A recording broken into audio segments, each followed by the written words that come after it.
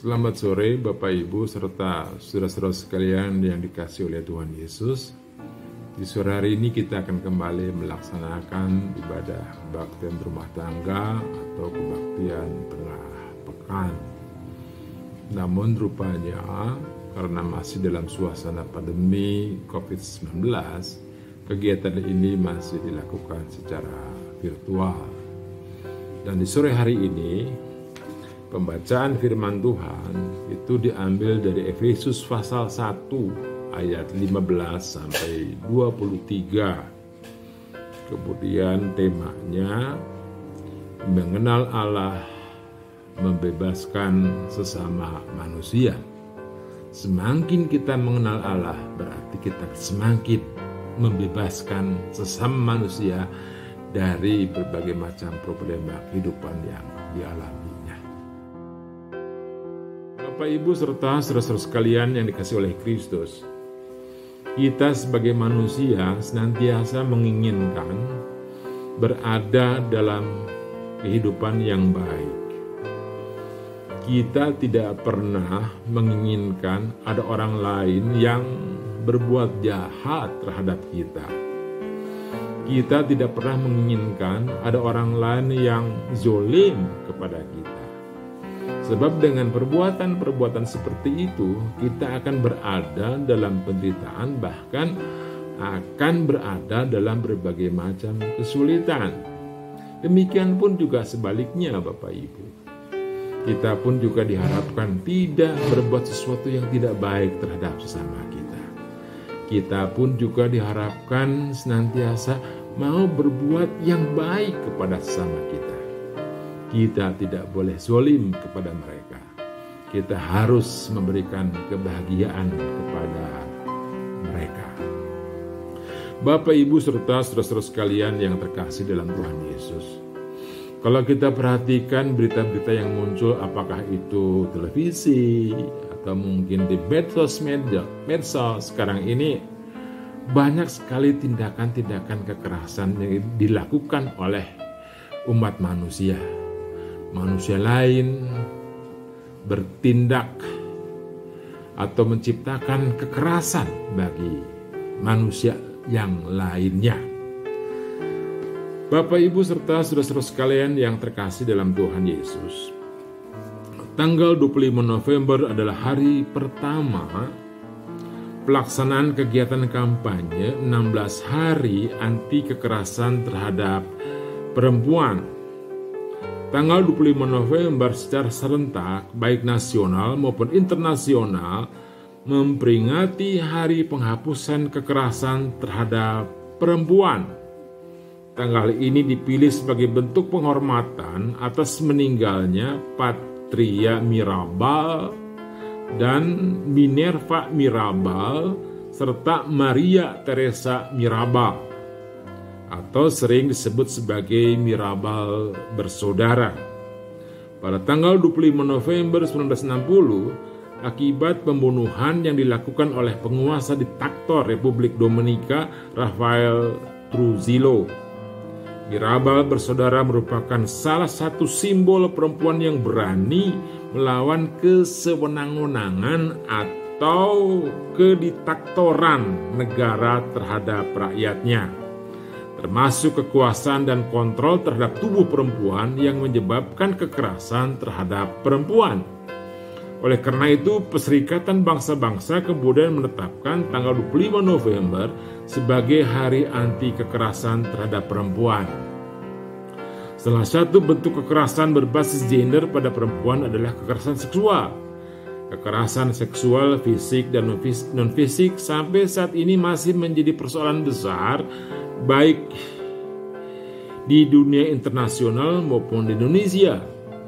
Tubuh dan seksualitas perempuan seringkali dipolitisasi dan dijadikan alat penyerangan, teror bagi suatu kelompok di masyarakat atau bahkan di negara.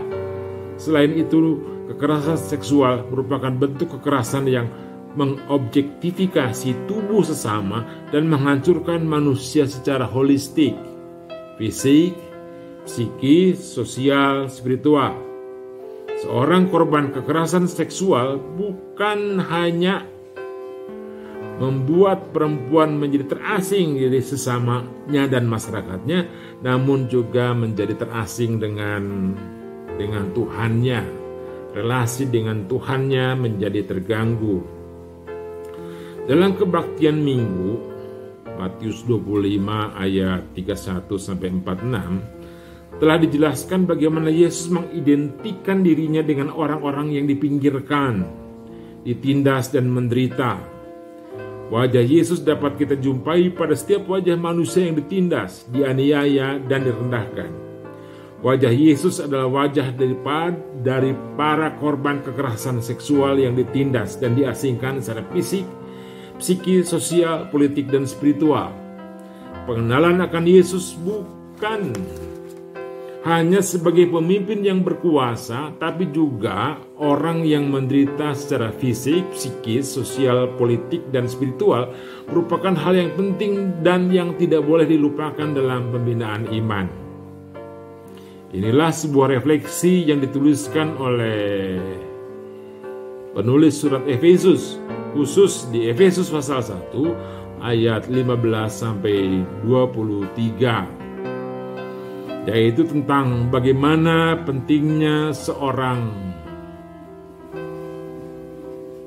yang percaya kepada Allah semakin mengenali Allah, bahkan juga bisa mengerti dan memahami makna dari pemanggilan serta pengutusan Allah bagi para pengikutnya. Allah mau membebaskan manusia. Allah mau memulihkan manusia secara holistik. Ia menghadirkan transformasi sosial bagi dunia. Pengenalan tersebut akan menuntun pengikutnya untuk mewujudkan kasih kepada sesamanya dan mengupayakan transformasi sosial. Dan kemudian dalam konteks kegiatan 16 hari anti kekerasan terhadap perempuan, gereja secara institusi dan individu yang mengakui dan menyatakan diri sebagai pengikut Kristus perlu bergerak untuk menolong para korban kekerasan seksual dan mengupayakan program dan anggaran untuk mendukung upaya penghapusan kekerasan seksual. Hal ini dilakukan sebagai wujud pengenalan yang utuh akan Allah dan terwujudnya dalam kasih kepada sesama, terutama kepada mereka yang menderita. Bapak, Ibu, serta saudara-saudara sekalian yang dikasihi oleh Tuhan, kita Gereja Kristen Pasundan memiliki Pasundan Durebang. Dan lembaga ini senantiasa mau memikirkan tentang para perempuan, katakanlah demikian. Dan pada akhir-akhir ini Pasundan Durebang juga terus-menerus mendiskusikan bagaimana caranya agar kekerasan terhadap perempuan dari hari ke hari bisa dikurangi ataupun dihilangkan. Bahkan Pasundan Durebang pun juga mengusulkan supaya undang-undang anti kekerasan terhadap perempuan itu dapat diundang-undangkan, ya, di rancangannya.